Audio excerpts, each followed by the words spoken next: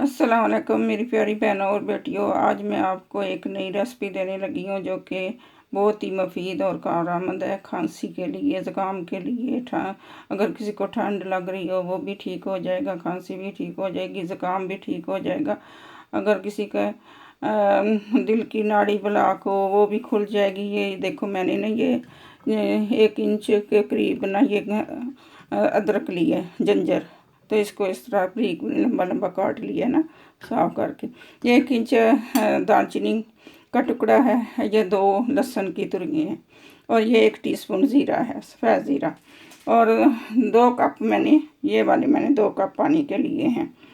और अब इसको मैंने इसके अंदर डालने लगी हूँ। ये देखो, बिस्मिल्लाहिर्रहमानिर्रहीम। ये देखो ये डाल दिया, मैं गैस ऑन करने लगी। इसको मैं इतनी देर पकाऊंगी 20 जबकि ये 2 कप पानी है ना, मसलन के इसको 20 मिनट या 25 मिनट पका लें, ताकि अच्छी तरह ना वो जो जंजर है वो भी गल जाए, और जो दो थोम की तुरी डाली है वो भी गल जाए।